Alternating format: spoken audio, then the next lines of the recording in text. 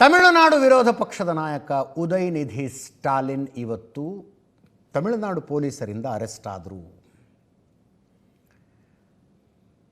Udhayanidhi Stalin arrest ಅಂತ ಸುದ್ದಿ ಬಂದಾಗ ಸನಾತನದ ಸರ್ವನಾಶ ಭಾಷಣ ಮಾಡಿದ್ರಲ್ಲ ಆ ಕೇಸ,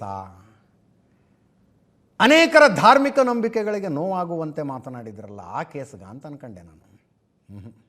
ಇದು ಚಿತ್ರನಟಿ ತ್ರಿಷಾ ಅವರ ವಿಷಯದಲ್ಲಿ ಅವಮಾನಕರವಾಗಿ ಪ್ರತಿಕ್ರಿಯೆ ಕೊಟ್ಟರು ಅಂತ ಮಾತಾಡಿದ್ರಲ್ಲ, ಪ್ರತಿಕ್ರಿಯೆ ಕೊಟ್ಟರು ಅನ್ನುವ ಕೇಸು.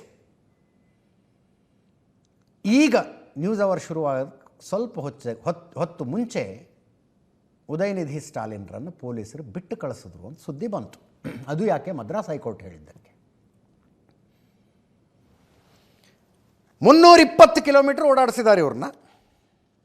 6 ತಾಸಿಗಿಂತಲೂ ಹೆಚ್ಚು ಪೊಲೀಸರು ಓಡಾಡಿಸಿದ್ದು. ಉದಯನಿಧಿ ಸ್ಟಾಲಿನ್ರನ್ನು ಪೊಲೀಸರು ಅರೆಸ್ಟ್ ಮಾಡಿ ಅಲ್ಲಿಂದ ಇಲ್ಲಿಗೆ ಕರ್ಕೊಂಡು ಓಡಾಡ್ತಿದ್ದಾರೆ ಅಂದಾಗ ಬೆಳಗಾವಿ ಅಧಿವೇಶನದಲ್ಲಿ CT ರವಿ ಅವ್ರನ್ನ ಪೊಲೀಸರು ಅರೆಸ್ಟ್ ಮಾಡಿದ್ದು ನೆನಪಾಯಿತು. ಲಕ್ಷ್ಮೀ ಹೆಬ್ಬಾಳ್ಕರ್ರಿಗೇನೋ ಅಂದರು ಅಂತ. ಉದಯನಿಧಿ ಸ್ಟಾಲಿನ್ ಮನೆ ಚೆನ್ನೈನ ನೀಲಂಕಾರೈನ ಈಸ್ಟ್ ಕೋಸ್ಟ್ ರೋಡ್ನಲ್ಲಿದೆ. ಉದಯನಿಧಿ ಮನೆಗೆ ಬೆಳಗ್ಗೆ ತಂಜಾವೂರು ಪೊಲೀಸರು ಬಂದರು. ತಂಜಾವೂರು ಮತ್ತು ನಿಲಂಕರೈ ಪೊಲೀಸರ ಟೀಮ್ ಬಂತು. ನಿಲಂಕರೈ ಅವರ ಮನೆ ಇರುವ ಪೊಲೀಸ್ ಸ್ಟೇಷನ್, ನಿಲಂಕರೈ ಪೊಲೀಸ್ ಸ್ಟೇಷನ್ ಲಿಮಿಟ್ಸ್ನಲ್ಲಿ ಅವ್ರ ಮನೆ ಇದೆ. ಬೆಳಗ್ಗೆ 10 ಗಂಟೆಗೆ ಬಂದರು. 11 ಗಂಟೆಗೆ ಪ್ರೊಸೀಜರ್ ಮುಗಿಸಿ ಅವ್ರನ್ನ ಕರ್ಕೊಂಡು ಗಾಡಿ ಹತ್ತಿದ್ರು. 11 ಗಂಟೆಯಿಂದ ಓಡಾಡಿಸ್ತಾನೆ ಇದ್ರು ಅವ್ರನ್ನ. ತಂಜಾವೂರು ಪೊಲೀಸರು ಕರ್ಕೊಂಡು ಹೋಗಿತ್ತು. ಕೇಸ್ ಏನು? ವೇದಿಕೆಯ ಭಾಷಣವನ್ನು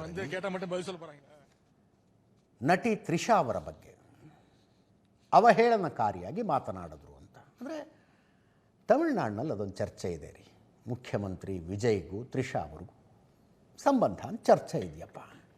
ಇದೆಯೋ ಇಲ್ಲವೋ? It is and it should be their personal matter. ಅದನ್ನು ರಾಜಕೀಯ ವೇದಿಕೆಗೆ ತನಕ ತರೋದು ಒಳ್ಳೆಯದಲ್ಲ. It is their personal matter. Vijay ಅವರ ಮ್ಯಾರಿಟಲ್ ಸ್ಟೇಟಸ್ ಎಲೆಕ್ಷನ್ ಟೈಮ್ನಲ್ಲಿ ಚರ್ಚೆಗೆ ಬಂತು. ಅವ್ರ ಹೆಂಡತಿ ಜೊತೆಗಿಲ್ಲ, ಡೈವರ್ಸ್ ಕೊಟ್ಟಿದ್ದಾರೆ, ಡೈವರ್ಸ್ ನೋಟಿಸ್ ಆಗಿದೆ, ಎಲ್ಲ ಚರ್ಚೆಗೆ ಬಂತು. ಜನರಿಗೇನು ಅನ್ನಿಸ್ತದು? ವಿಜಯ್ ಅವ್ರನ್ನ ವಿರೋಧ ಪಕ್ಷಗಳು ಟಾರ್ಗೆಟ್ ಮಾಡ್ತಿದ್ದಾವೆ ಅಂತ ಅನ್ನಿಸ್ತು. ಅವ್ರದ್ದೇನು ಓಟ್ ಕಡಿಮೆ ಆಗಲಿಲ್ಲ. ಇದೇನಾಯಿತು? ಉದಯನಿಧಿ ಸ್ಟಾಲಿನ್ ವಿರೋಧ ಪಕ್ಷದ ನಾಯಕರವರು ತಮಿಳುನಾಡಿನ ವಿಧಾನಸಭೆಗೆ, ಮಾಜಿ DCM, ಮಾಜಿ ಮುಖ್ಯಮಂತ್ರಿ ಸ್ಟಾಲಿನ್ ಅವರ ಪುತ್ರ. ಕಾವೇರಿ ನೀರು, ತಮಿಳುನಾಡಿನಿಂದ ಕಾವೇರಿ ನೀರು ತರೋದಕ್ಕೆ ವಿಜಯ್ ನಿರ್ಲಕ್ಷ್ಯ ವಹಿಸ್ತಾ ಇದ್ದಾರೆ ಅಂತ ಪ್ರೊಟೆಸ್ಟ್ ನಡೆಸ್ತಾ ಇದ್ರು ತಂಜಾವೂರಿನಲ್ಲಿ. ನಿರ್ಲಕ್ಷ್ಯ ಮಾಡ್ತಾ ಇದ್ದಾರೆ ವಿಜಯ್. ನಮ್ಮ ರೈತರಿಗೆ ನೀರು ಬೇಕಾಗಿದೆ, ವಿಜಯ್ ಪ್ರಯತ್ನ ಪಟ್ಟು ಕರ್ನಾಟಕದಿಂದ ನೀರು ಪಡಿತಾ ಇಲ್ಲ ಅಂತ ಭಾಷಣ ಮಾಡ್ತಾ ಇದ್ರು. ನೀರಿನ ಚಿಂತೆ ಇಲ್ಲ, ರೈತರ ಚಿಂತೆ ಇಲ್ಲ ಅವರಿಗೆ ಅಂತ ಉದಯನಿಧಿ ಹೇಳಿದಾಗ ಅಲ್ಲಿದ್ದ ಅಕ್ಕಪಕ್ಕ ಇದ್ದವರು ತ್ರಿಷಾ ಅಂತ ಕೂಗಿದ್ರು. ಅದಾದ ನಂತರ ಒಂದು ಕೊಳಕು ಅರ್ಥ ಬರುವ ರೀತಿಯಲ್ಲಿ, ಡಬಲ್ ಮೀನಿಂಗ್ ರೀತಿಯಲ್ಲಿ ಉದಯನಿಧಿ ಮಾತಾಡ್ತಾರೆ. ಎಂಥ ದಡ್ರಿಗೂ ಅರ್ಥ ಆಗ್ತಿತ್ತದ ಅವ್ರ ಮಾತಿನ ಅರ್ಥ ಏನು ಅನ್ನೋದು.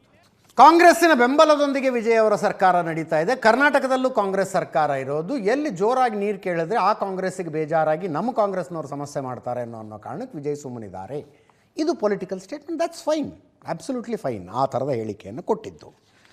ನಾನು ಯಾರ ಹೆಸರು ಹೇಳಿಲ್ಲ, ಯಾರ ಬಗ್ಗೆಯೂ ಅಸಭ್ಯವಾಗಿ ಮಾತನಾಡಲಿಲ್ಲ. ಸುಮ್ಮನೆ ಕಾವೇರಿ ನೀರು ಬರಬೇಕು ಅಂತ ನಡೀತಾ ಇರುವ ಹೋರಾಟದ ದಾರಿ ತಪ್ಪಿಸೋದಕ್ಕೆ ನನ್ನನ್ನು ಅರೆಸ್ಟ್ ಮಾಡೋದಕ್ಕೆ ಬಂದಿದ್ದಾರೆ ಅಂತ ಇವತ್ತು ಬೆಳಗ್ಗೆ ಮಾತಾಡಿದ್ರು. ಉದಯನಿಧಿ ಅವರ ಹೇಳಿಕೆ ಅದು ಇವತ್ತು ಬೆಳಗ್ಗೆಂದು ಅರೆಸ್ಟ್ ಮಾಡೋದಕ್ಕೆ ಬಂದಾಗ. ಒಂದು ಕಡೆ ಪೊಲೀಸರು ಇವ್ರನ್ನ ಕರ್ಕೊಂಡು ಹೋದರು, ಇನ್ನೊಂದು ಕಡೆ ಲೀಗಲ್ ಆಪ್ಷನ್ಸ್ ಎಕ್ಸ್ಪ್ಲೋರ್ ಮಾಡ್ತಾರೆ. ಮದ್ರಾಸ್ ಹೈಕೋರ್ಟಿಗೆ ಅಪ್ಲಿಕೇಶನ್ ಹೋಯಿತು. ತಕ್ಷಣ ಅವರ ಬಿಡುಗಡೆಗೆ ಆದೇಶ ಮಾಡಿ ಅಂತ ಪ್ರಕರಣದ ಆರಂಭಿಕ ವಿಚಾರಣೆಯನ್ನು ನಡೆಸಿದ ಮದ್ರಾಸ್ ಹೈಕೋರ್ಟ್ ಹೇಳ್ತು, ತಕ್ಷಣ ವಿರೋಧ ಪಕ್ಷದ ನಾಯಕ ಉದಯನಿಧಿ ಸ್ಟಾಲಿನ್ರನ್ನು ಬಿಡುಗಡೆ ಮಾಡಿ ತಂಜಾವೂರು ಪೊಲೀಸರು ನಡೆಸುವ ವಿಚಾರಣೆಗೆ ಉದಯನಿಧಿ ಸಹಕಾರ ಕೊಡಬೇಕು ಅಂತ. ಅಂದರೆ ಕಸ್ಟಡಿಲಿ ಇಟ್ಕೊಂಡು ವಿಚಾರಣೆ ಮಾಡುವಂಥದ್ದೇನೂ ಇಲ್ಲ, ಸ್ಟೇಷನ್ ಬೇಲ್ ಕೊಟ್ಟು ಬಿಟ್ಟು ಕಳಿಸಿ ಅಂತ ಮದ್ರಾಸ್ ಹೈಕೋರ್ಟ್ ಆದೇಶ ಕೊಡ್ತು. ಅದಾದ ನಂತರ ಉದಯನಿಧಿ ಅವರನ್ನು ಬಿಟ್ಟು ಕಳಿಸಲಾಯಿತು. ನೋಡಿ, ತಮಿಳುನಾಡು ರಾಜಕಾರಣದಲ್ಲಿ ಆಡಳಿತಕ್ಕೆ ಬಂದಿರುವ ಪಕ್ಷ ವಿರೋಧ ಪಕ್ಷದ ನಾಯಕರ ಅರೆಸ್ಟ್ ಮಾಡಿಸೋದೇನು ಹೊಸದಲ್ಲವೇ ಅಲ್ಲ. 1996 ಮೇ ತಿಂಗಳಲ್ಲಿ ಕರುಣಾನಿಧಿ ಮುಖ್ಯಮಂತ್ರಿಯಾದರೂ ಡಿಸೆಂಬರ್ 7ನೇ ತಾರೀಕು ಜಯಲಲಿತಾ ಅರೆಸ್ಟ್ ಆದರು. ಇದು ಹಗರಣಗಳ ಆರೋಪದ ಮೇಲೆ, ಟಿ ವಿ ಹಗರಣ, ಅಕ್ರಮ ಆಸ್ತಿ ಮುಂತಾದ ಕಾರಣಕ್ಕೆ ಅವರ ಪೋಯಸ್ ಗಾರ್ಡನ್ನ ನಿವಾಸದಿಂದ ಜಯಲಲಿತಾ ಅವ್ರನ್ನ ಅರೆಸ್ಟ್ ಮಾಡಿದ್ರು. 27 ದಿನ ಜೈಲಿನಲ್ಲಿದ್ದರು ಜಯಲಲಿತಾ ಅವರು 1996ರಲ್ಲಿ. ನೆಕ್ಸ್ಟ್ ಎಲೆಕ್ಷನ್ ಜಯಲಲಿತಾ ಮುಖ್ಯಮಂತ್ರಿ ಆದರು 2001ರಲ್ಲಿ. ಜೂನ್ 2001ರಲ್ಲಿ ಕರುಣಾನಿಧಿ ಅವ್ರನ್ನ ಅರೆಸ್ಟ್ ಮಾಡಿದ್ರು. ಅವಾಗಷ್ಟೇ ರಾಜಕಾರಣ ಅರ್ಥ ಆಗೋದಕ್ಕೆ ಶುರುವಾಗಿತ್ತು ನಮಗೆ, ರಾಜ್ಯಗಳ ರಾಜಕಾರಣ. ಕರುಣಾನಿಧಿ ಅವ್ರದ್ದು ಟಿ ವಿ ನೆಟ್ವರ್ಕ್ ಇತ್ತಲ್ಲ, ಎಲ್ಲ ಕಡೆ ಲೈವ್. ಕೊಲೆ ಪಂಡ್ರಂಗಪ್ಪು ಅಂತ ಕೂಗಿದ್ರು ಕರುಣಾನಿಧಿ. ನಾನು ಕಲಿತ ಮೊದಲ ತಮಿಳು ಶಬ್ದ ಅದೇ, ಕೊಲೆ ಮಾಡ್ತಾರಪ್ಪೋ ಅಂತ ಕೂಗಿದ್ದು.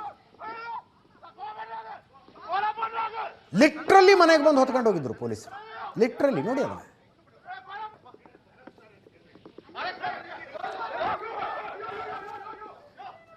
ಚೆನ್ನೈ ಫ್ಲೈಓವರ್ ಭ್ರಷ್ಟಾಚಾರ ಪ್ರಕರಣದಲ್ಲಿ ಕರುಣಾನಿಧಿ ಅರೆಸ್ಟ್ ಆಗಿತ್ತು. ಮಿಡ್ ನೈಟ್ ಪೊಲೀಸರು ಬಂದು ಹೊತ್ಕೊಂಡು ಹೋಗಿದ್ರು. ಇವರ ಕಾಲ ಮುಗೀತು, ಇವರ ಮಗನ ಕಾಲ ಶುರುವಾಯಿತು. MK ಸ್ಟಾಲಿನ್ ಮುಖ್ಯಮಂತ್ರಿಯಾಗಿ ಕೆಳಗಿಳಿದ ನಂತರ ಅಲ್ಲ, ವಿರೋಧ ಪಕ್ಷದಲ್ಲಿದ್ದಾಗಲೇ ಅರೆಸ್ಟ್ ಆದರು. ಜಯಲಲಿತಾ ಅಧಿಕಾರಕ್ಕೆ ಮರಳಿ ಬಂದ ನಂತರ ಭೂಕಬಳಿಕೆ ಪ್ರಕರಣದಲ್ಲಿ ಜಯಲಲಿತಾ ಅವರ ವಿರುದ್ಧ ಸ್ಟಾಲಿನ್ ಪ್ರತಿಭಟನೆ ಮಾಡ್ತಾ ಇದ್ದಾಗ ಅರೆಸ್ಟ್ ಮಾಡಿಸಿದ್ರು. ಈಗ ಉದಯನಿಧಿ ಅರೆಸ್ಟ್. ಸನಾತನದ ಸರ್ವನಾಶದ ಹೇಳಿಕೆ ಕೊಟ್ಟಾಗ 100 ಕಂಪ್ಲೇಂಟ್ ಆಗಿದ್ದು ಉದಯನಿಧಿ ವಿರುದ್ಧ. ಒಂದು ಕಂಪ್ಲೇಂಟ್ಗೂ ಪೊಲೀಸರು ಅವ್ರ ಮನೆಗೆ ಬರಲಿಲ್ಲ. ಒಂದು ಕಂಪ್ಲೇಂಟ್ಗೂ ಅವರು ಪೊಲೀಸ್ ಸ್ಟೇಷನ್ಗೆ ಹೋಗಿ ಒಂದು ಸ್ಟೇಟ್ಮೆಂಟ್ ಸಹಿತ ಕೊಡಲಿಲ್ಲ. 100 ಅಲ್ಲ, ದೇಶದ ಬೇರೆ ಬೇರೆ ಭಾಗಗಳಲ್ಲಿ 40 ಕಂಪ್ಲೇಂಟ್ ಆಗಿತ್ತು. ಒಂದು ಪೊಲೀಸ್ ಸ್ಟೇಷನ್ನವರು ಅವ್ರ ಮನೆಗೆ ಬರಲಿಲ್ಲ. ಒಂದು ಪೊಲೀಸ್ ಸ್ಟೇಷನ್ಗೆ ಇವರು ಹೋಗಿ ಒಂದು ಸ್ಟೇಟ್ಮೆಂಟ್ ಕೊಡಲಿಲ್ಲ. ತ್ರಿಷಾ ಅವರನ್ನು ಬೈದ ಪ್ರಕರಣದಲ್ಲಿ ಪೊಲೀಸರ ಕಸ್ಟಡಿಗೆ ತಗೊಳ್ಳ ಹಂಗಾಯಿತು. ಸ್ಟಾಲಿನ್ನು ಅದೇ ಹೇಳಿದ್ದಾರೆ, ಅಹಂಕಾರ ವಿನಾಶಕ್ಕೆ ದಾರಿ ಮಾಡಿಕೊಡುತ್ತದೆ. ತಮಿಳುನಾಡಿನಲ್ಲಿ ಈಗ ಜೋಕರ್ ಸಂಪುಟ ಆಡಳಿತ ನಡೆಸ್ತಾ ಇದೆ. ರೈತರು ಸಂಕಟದಿಂದ ಕಣ್ಣೀರು ಹಾಕ್ತಾ ಇದ್ದರೆ ಮುಖ್ಯಮಂತ್ರಿಗಳಿಗೆ ಲೆಕ್ಕಕ್ಕೆ ಇಲ್ಲ. ತಮಿಳುನಾಡಿಗೆ ಕರ್ನಾಟಕದಿಂದ ಕಾವೇರಿ ನೀರು ತರಲಾರದ ಅಸಮರ್ಥ ಮುಖ್ಯಮಂತ್ರಿ ವಿಜಯ್ ಅಂತ ಸ್ಟಾಲಿನ್ ಹೇಳಿದ್ದಾರೆ. BJPಯವರು ಉದಯನಿಧಿ ಹೇಳಿಕೆಯನ್ನು ಖಂಡನೆ ಮಾಡಿದ್ದಾರೆ. It is in very bad taste ಅಂತ. ಯೋಚನೆ ಇಷ್ಟೊಂದು ಕೊಳಕಾಗಿದ್ದರೆ ಇದು DMKಗೆ ಒಳ್ಳೆಯದಲ್ಲ. ರಾಜಕೀಯ ಕ್ಷೇತ್ರದಲ್ಲಿ ನಮ್ಮ ಮಧ್ಯೆ ಎಷ್ಟೇ ಭಿನ್ನಾಭಿಪ್ರಾಯಗಳಿದ್ದರೂ ಎದುರಾಳಿಯನ್ನು ಟೀಕಿಸುವಾಗ ಮಾತುಗಳಲ್ಲಿ ಕನಿಷ್ಠ ಶುದ್ಧತೆ ಇರಬೇಕು. ಇದೇ ಥರದ ಯಾವುದೋ ಹೇಳಿಕೆ BJPಯವರು ಕೊಟ್ಟಿದ್ದರು ತಮಿಳುನಾಡಿನಲ್ಲಿ. ತಕ್ಷಣಕ್ಕೆ ನೆನಪಾಗ್ತಾ ಇಲ್ಲ. BJP ನಾಯಕರು ಒಂದು ಹಿಂಗೆ ನಯನಾರ್ ನಾಗೇಂದ್ರನ್ ಹೇಳಿದ್ರಿ, ಮನೆ ಬಿಟ್ಟು ಹೊರಗೆ ಬರಲಿ ತ್ರಿಷಾ ಬಗ್ಗೆನೇ ಮಾತಾಡಿದ್ದು. ಈಗ ಇವರಿಗೆ ಕನಿಷ್ಠ ಶುದ್ಧತೆ, ಮಾತಿನಲ್ಲಿನ ಕನಿಷ್ಠ ಶುದ್ಧತೆ ನೆನಪಾಗಿದೆ. BJP ನಾಯಕಿ ಸೌಂದರ ರಾಜನ್ ಹೇಳಿದ್ದಾರೆ. ಕಾಂಗ್ರೆಸ್ನವರು ಉದಯನಿಧಿ ಸ್ಟಾಲಿನ್ರನ್ನು ಖಂಡಿಸಿದ್ದಾರೆ. ಇತ್ಯಾದಿ ಸುದ್ದಿಗಳು ಇದ್ದಾವೆ. ಬಟ್ ಟೈಮ್ ಇಲ್ಲ. ಇದರೊಂದಿಗೆ ಇವತ್ತಿನ ನ್ಯೂಸ್ ಅವರು ಮುಗಿಸ್ತಾ ಇದ್ದೀನಿ. ನೇರ ದಿಟ್ಟ ನಿರಂತರ ಸುದ್ದಿಗಾಗಿ ನೋಡ್ತಾ ಇರಿ ಏಷ್ಯಾನೆಟ್ ಸುವರ್ಣ ನ್ಯೂಸ್.